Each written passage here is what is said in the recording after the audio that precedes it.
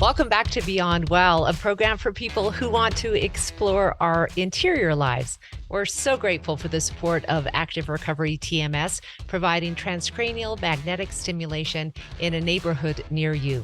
Active Recovery TMS has an incredible success rate, especially for people whose antidepressants have stopped working. And Dr. Preetham Raj is now offering individual therapy to augment your treatment. Find out more at activerecoverytms.com. We're so committed here at Beyond Well to looking at all of the factors that make up our mental well-being, including some of the external things that can rob us of good health. Say you're in the wrong job or the wrong relationship, or maybe even living in the wrong city. You can begin to feel as if you're living outside of your value system, and that has a huge impact on mental health. We're talking with people who made deliberate decisions to return to their authentic selves and honor their individual hopes and dreams by making huge changes to their lives. These are incredible stories of courage and, I think, real resilience, and I hope you enjoy them.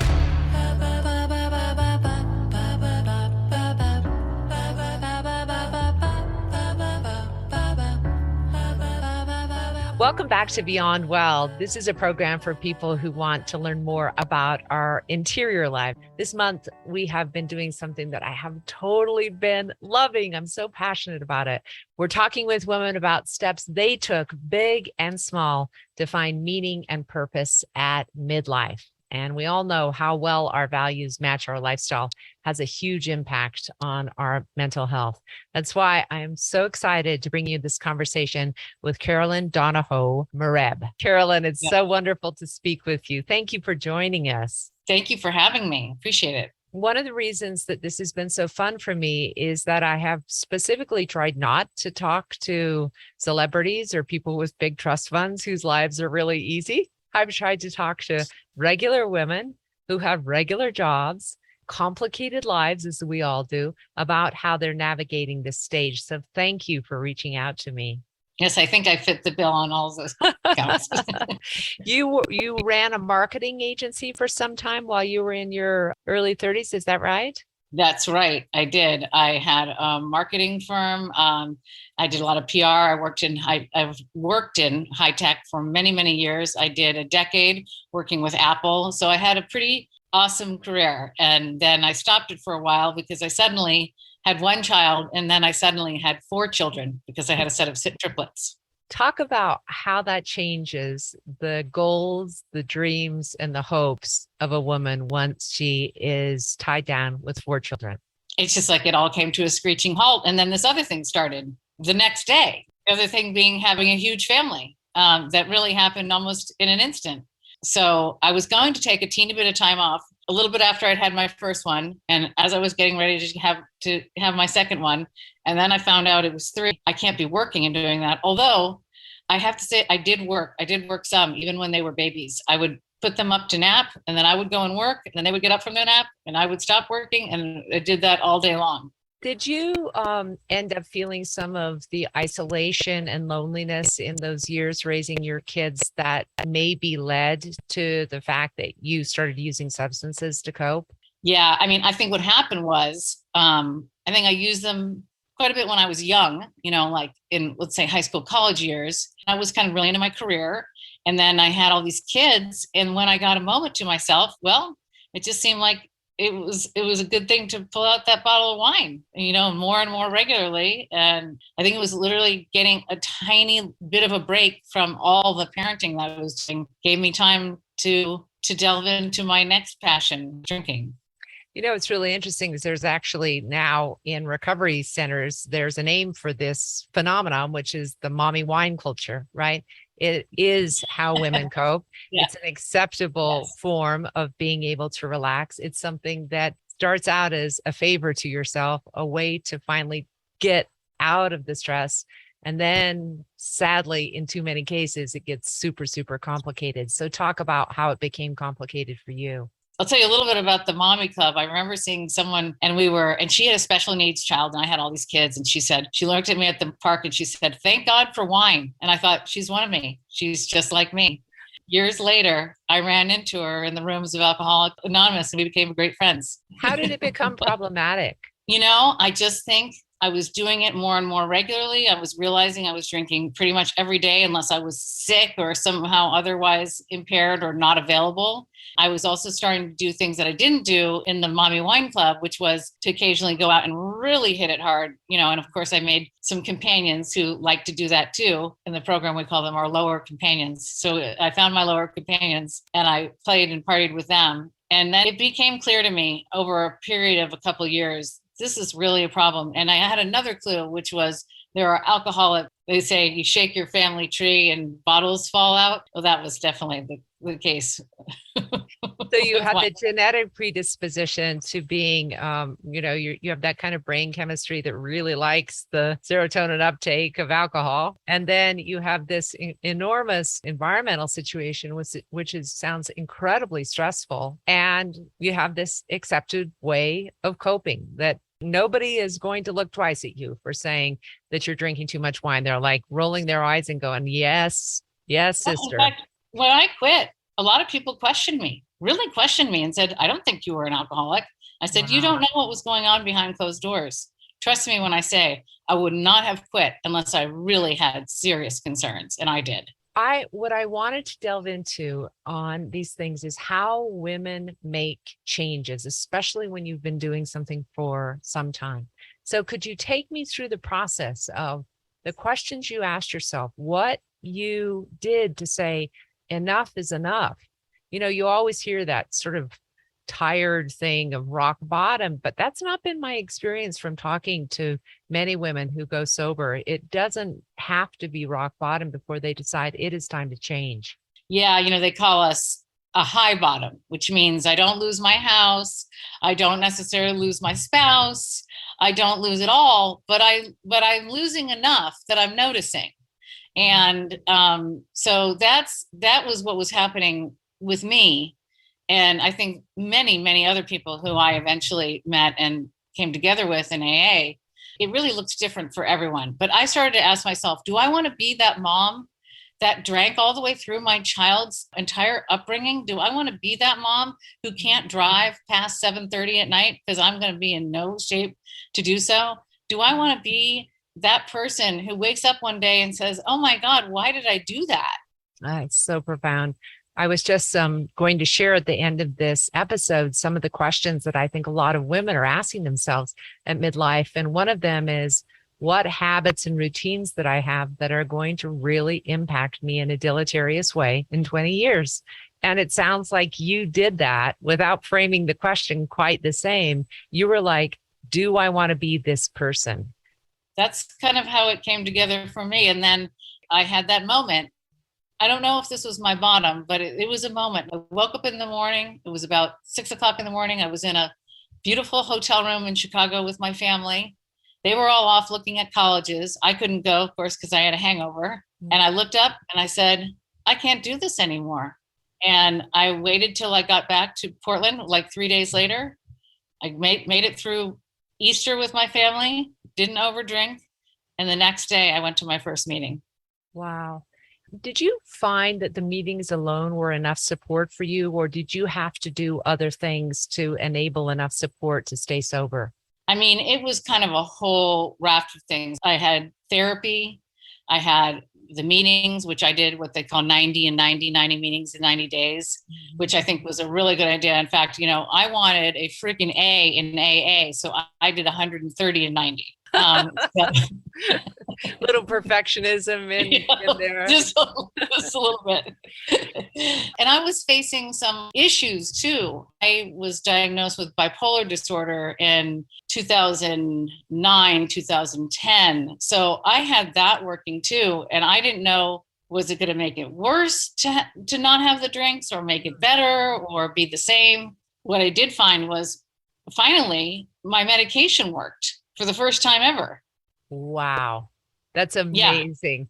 Yeah. That's a really good shout out to other people who are thinking that they can drink while they're on bipolar medication, because I have heard that from so many doctors. They're like, people are on mood stabilizers and they think that they can still drink. It's like, it's doing exactly the opposite of what your mood stabilizer is attempting to do for your brain.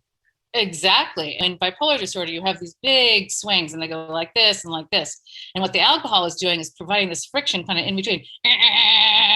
So you've got now the swings and it's too much. Your body cannot overcome that.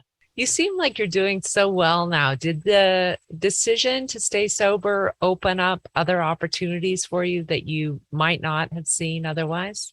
Yeah. I mean, I ended up going back to work, which I hadn't done since my kids were little.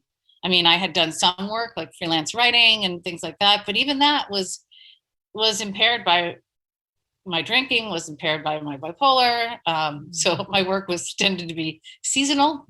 And so when I finally had a little time sober, I got a message from someone out of the blue, someone I had worked with at Apple who had actually job shared with. And she said, come work at my agency. So I went and I worked at this digital marketing agency and got a whole other career out of it. That's incredible. And what age was that happening? 54, 53, 54. Did you ever in your wildest dreams, especially when you were like a teenage girl, imagine yourself starting a brand new career at the age of 54? No. And I may be starting yet another thing because I have some opportunities that have come around recently. I mean, I think I'm probably going to be working till I'm 70, 75. Why not? I'm only going to be 58. I might as well have another career or two. I don't know. But no, I would have told you I'm going to be either a publicist or a writer till I quit. And I probably thought I was going to quit and never go back to work. None of that happened. And I'm pretty glad for it, actually. In hindsight, what do you think were the factors that were preventing you from taking the steps you knew you needed to take in order to get healthy and joyful and productive? The number one, they say something in AA about how we're plagued by 100 forms of fear. Well, 100 forms of fear is exactly what I felt every day. And I didn't even realize it. That was the crazy thing. I didn't realize it till I was out of it. And I'm like, that's what kept me from going back to a job. That's what kept me whatever. That's what kept me in my marriage. That's what kept me doing a lot of things that I shouldn't have been doing. It's so funny because I think you've just hit on the main point that most women don't recognize is their laziness. Maybe they'd call themselves lazy or unmotivated or stuck or not feeling the right way. It's actually fear. It's actually masquerading. All of those things are masquerading. And it is so interesting to me that in hindsight, you can see it. But when you're in it, you can't see it. You're just like, I'm unmotivated. I don't want to get off the couch. I don't feel like I can do what I need to do. We're so self-blaming. And those things, the way that you're putting it, blames ourselves. If you say, I'm just afraid, well, there's no place to really place blame there. Right. Exactly. So you have even taken the move now to New York City. Is that right? You decided to move to another completely different side of the country. I moved 3,000 miles away from where I had lived for 20 years at the age of 55. I did it kind of on a whim. I'm not going to lie. I was with my triplets for their birthday in New York. We all gathered. They were in college and we all gathered and I was flying home and I'm like, why am I flying back to Portland? I don't need to be here anymore. This is where I raised my kids and it was a fantastic place to raise my kids. But I'm from the East Coast. My family is back there. My brother's in New York. One of my kids was already here. Now 2 of them are here. And it was like, you know what? I think it might be time. It's funny. Once I decided, I never looked back. This is like you have popped the cork on possibility, which I absolutely love seeing how light and bright your face is and how filled with possibility you are. Yeah, it's been a real journey because, I came to New York and then 8 months later, COVID hit. Yeah. So this has been the slow burn on New York. I didn't exactly get to have the fun stuff first, but now it's so amazing because now it's like better than ever. And I'm here and I'm settled, so it's good. Yeah. I wonder if you have any other, not advice or just encouragement for women that are still in that hard place. Maybe they're struggling with a mental health diagnosis or a substance abuse issue, and they kind of don't know how to take the next step that you took, what would you say to them? I think it's kind of what we were talking about earlier. It's like, what do you want or don't want for your life? Because as far as I know, you're only going around once. So you really got to make a decision on that. We don't know how long. My best friend's from college, super healthy girl, wonderful person. She has a stroke, and she's recovering. She's doing well. She's about to go into rehab. Pulmonary embolism, dies. You know what? We don't know. We just don't know. And that happened right before I moved. And I was like, if I didn't need a sign, I just got one. You do what you want to do. And fear is huge and it is powerful. And I get that. And I had that. But if you can get past that, there is a whole world after world waiting for you. I'm not just being Pollyanna about that. I mean it. I also love that your encouragement there really dovetails with this other advice that I have heard women talk about, which says, can you really square the life that you're living right now with the values that you thought you would have as a midlife woman? Are you the person that you thought you'd be? Are you living your happiness? Are you living with passion every day? Because I don't think any of us, when we're like, 7, 8 years old, or even teenagers, imagine ourselves as some like sad, stuck midlife woman, right? And so I love the idea of bringing those values in line with one another. And part of that is asking yourself, how long has it been since I did something really, really scary like you've done? Those things you did, all very, very scary. Yeah, they were. They are. They still are today sometimes. You said it. I don't have anything to add to that. That's exactly right. Carolyn, I cannot wait to hear the next chapter, all of the chapters you're going to write all the way through your 70s, 80s, and 90s. You're going to be a kick-ass woman for sure. Thank you so much for joining us. It was amazing to talk with you. Great to talk to you as well.